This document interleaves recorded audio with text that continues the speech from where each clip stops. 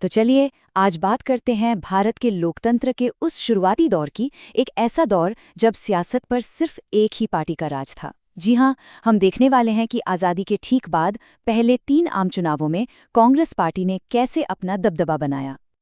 पता है, भारत के पहले आम चुनाव को क्या कहा जा रहा था? इतिहास का सबसे बड़ा जुआ।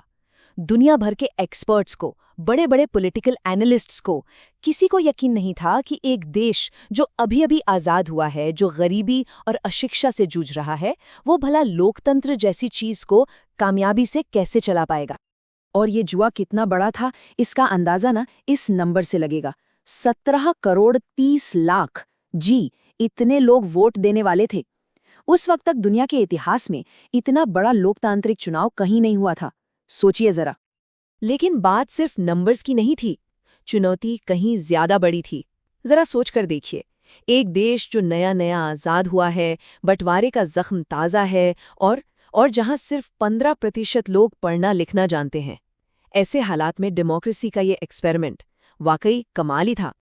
तो अब आते हैं इस कहानी के सबसे मजेदार हिस्से पर। एक पहेली, एक पैराडॉक्स जो कांग्रेस की जबरदस्त जीत के पीछे छिपा है। मतलब कि कांग्रेस को जो वोट मिले और जो सीटें मिली, उनके बीच का गणित बड़ा ही अजीब था। अब ये देखिए, ये आंकड़े सच में चौंकाने वाले हैं। 1952 के इलेक्शन में कांग्रेस को टोटल वोट्स का सिर्फ 45% मिला। मतलब क्या हुआ इसका? इसका मतलब ये कि 55% लोगों ने, यानी आधे से भी ज्यादा आबादी ने कांग्रेस के खिलाफ वोट दिया था। तो सवाल यही है कि भाई, अगर किसी पार्टी को आधे से भी कम वोट मिले तो उसे कितनी सीटें मिलनी चाहिए? सोचने वाली बात है ना? और इसका जवाब होश उड़ाने वाला है।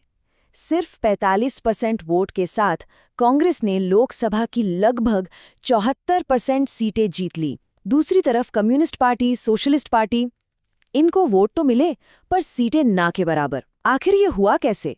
चलिए आगे समझते हैं। और सुनिए, ये कोई एक बार का तुक्का नहीं था, ये एक पैटर्न था। जैसा कि ये टेबल साफ साफ दिखा रही है, यही कहानी अगले 2 इलेक्शन में भी दोहराई गई, 1952, 1957 और 1962।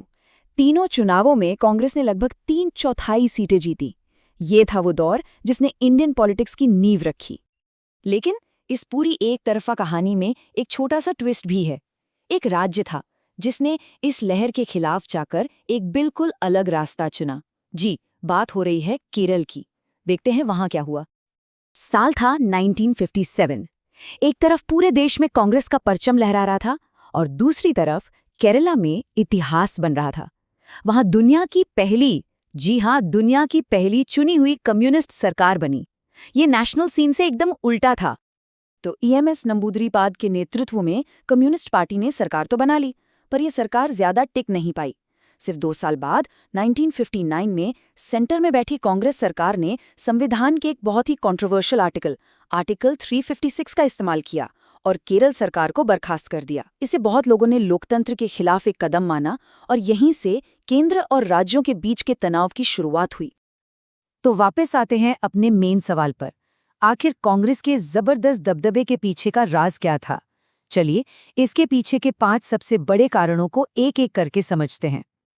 देखिए, सबसे पहला और सबसे बड़ा कारण है हमारा इलेक्शन सिस्टम, जिसे कहते हैं फर्स्ट पास्ट द पोस्ट या FPTP। इसका मतलब बड़ा सीधा सा है, एक सीट पर जिस भी कैंडिडेट को सबसे ज्यादा वोट मिले वो जीत गया, भले ही उसे 50% से कम वोट क्यों न मिले हों। अब इसे एक आसान से एग्जाम्पल से समझते हैं। मान लीजिए एक सीट है, वहां कांग्रेस का एक कैंडिडेट है और उसके खिलाफ 4 और पार्टियों के कैंडिडेट खड़े हैं।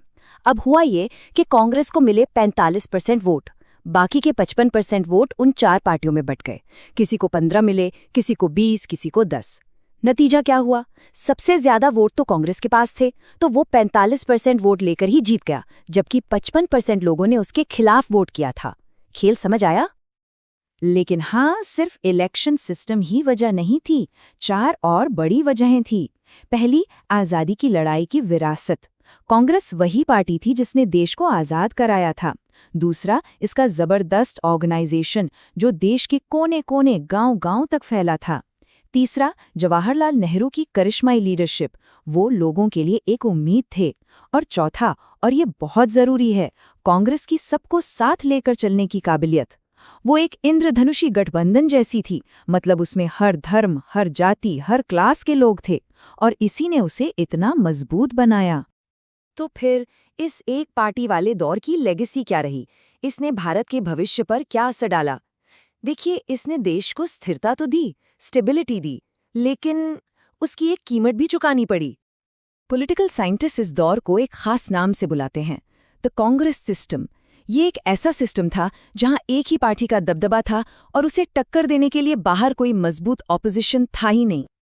अब इस सिस्टम का एक पॉजिटिव साइड ये था कि इसने देश के उन शुरुआती नाजुक सालों में पॉलिटिकल स्टेबिलिटी बनाए रखी। लेकिन इसके कॉम्प्लिकेटेड साइड भी थी।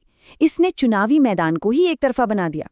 मजे की बात यह है कि असली ऑपोजिशन, असली राजनीतिक बहस कांग्रेस के बाहर नहीं, बल्कि खुद कांग्रेस पार्टी के अंदर ही होती थी। तो उस दौर ने हमें एक चीज सिखाई, स्थिरता मिली लेकिन कंपटीशन की कीमत पर। और ये हमें आज के एक बहुत बड़े सवाल पर लाकर खड़ा करता है। कोई भी लोकतंत्र इन दो जरूरी चीजों यानी स्टेबिलिटी और कंपटीशन के बीच में बैलेंस कैसे बनाए? ये एक ऐसा सवाल है जो उस वक्त भी जरूरी था और आज भी उतना ही रेलेवेंट है।